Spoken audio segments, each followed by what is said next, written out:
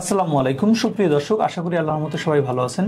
আমি Mohammad Ashraful Islam, physiotherapist, chiropractor and osteopathic practitioner. Osteopathic practitioner আপনারা জানেন যে আমি অস্টিওপ্যাথিতে মাস্টার্সে ভর্তি হয়ে আছি ইনশাল্লাহ।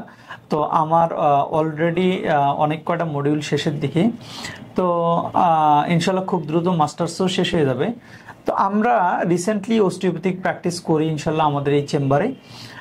তো আমাদের সাথে একজন রোগী আছেন, ওনার নাম হচ্ছে, আপনার নামটা কি ভাইয়া? জি, আমার নাম আব্দুর রহমান।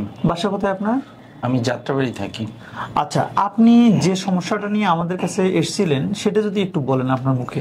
আচ্ছা, আমি বিগত 1 থেকে 1.5 বছর যাবৎ পায়ের গোড়ালিতে সমস্যার কারণে অনেক কষ্ট পেয়েছি। পায়ের গোড়ালি বলতে কোথায় ব্যথাটা ছিল ভাই, একটু দেখান তো এটা প্লিজ। হচ্ছে যে গোড়ালিতে। আচ্ছা, সকালে ঘুম থেকে ওঠার পরে হাঁটতে কষ্ট হতো? হ্যাঁ, তখন বেশি থাকতো একদম। আচ্ছা, তো আপনি এই 1.5 বছর যাবত এই সমস্যাটাতে ভুগতেছিলেন? জি।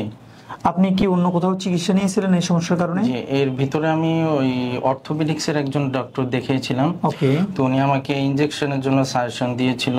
আপনি কি ইনজেকশন নিয়েছিলেন?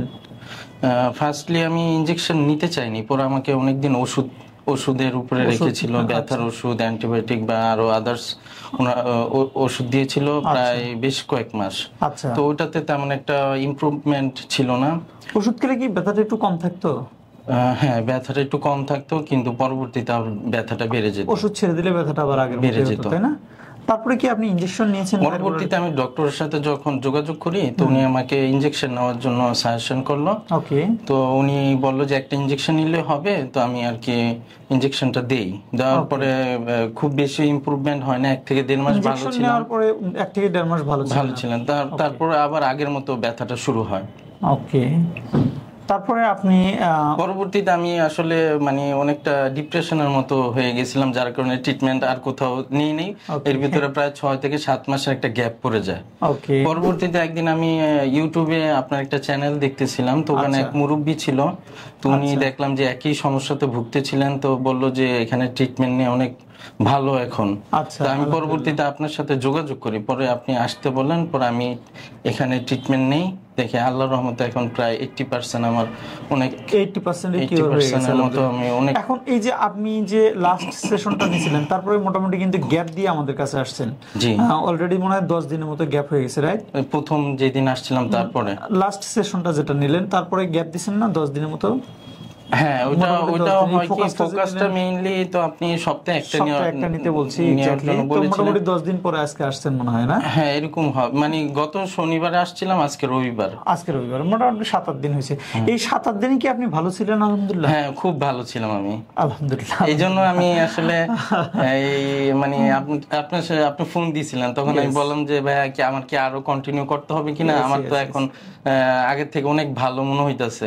পরবর্তীতে আপনি বললেন যে না, আরেকটা ফোকাস নেন, তারপরে দেখেন 1-1.5 মাস পরে জিনিসটা কি পুরোপুরি ঠিক হয় কিনা। ওকে, থ্যাংক ইউ। দর্শক, ওনার মূলত প্লান্টার ফ্যাসাইটিস ছিল। আপনারা জানেন যারা দীর্ঘমেয়াদী প্লান্টার ফ্যাসাইটিসে ভুগতেছেন তাদের একটা কমন প্রবলেম থাকে যে সকালে ঘুম থেকে ওঠার পরে পা ফেলতে গেলে অনেক কষ্ট হয়। তো এই প্লান্টার ফ্যাসাইটিসের কারণে অনেকেই অনেক জায়গাতে চিকিৎসা নেয়, নানানভাবে টাকা পয়সা নষ্ট করে, ইভেন ইনজেকশন পর্যন্ত নেয়। ইনজেকশন নেওয়ার পরে ওনার মুখে শুনলেন যে ওনার সমাধান তেমন হয়নি। তো উনি যখন আমাদের কাছে প্রথমে এসেছিলেন, তো আমরা ওনাকে প্রথমে অ্যাসেসমেন্ট করি, আমরা একদিন একটা অস্টিওপ্যাথিক সেশন ট্রিটমেন্ট করি, 2-3টে সেশন আমরা কাইরোপ্র্যাকটিক অ্যাডজাস্টমেন্ট করি, তারপরে আমরা তাকে ফোকাস সাজেস্ট করি, ইভেন আমরা একটা আকুপাংচারও করছি আপনাকে, তাই? তো আমরা একটা সেশন ওনাকে আকুপাংচারও করে দিই।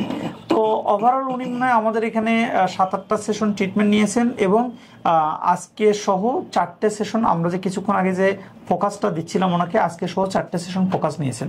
তো আলহামদুলিল্লাহ উনি এখন প্রায় 80-90% সুস্থ, সেটা ওনার মুখে শুনলেন।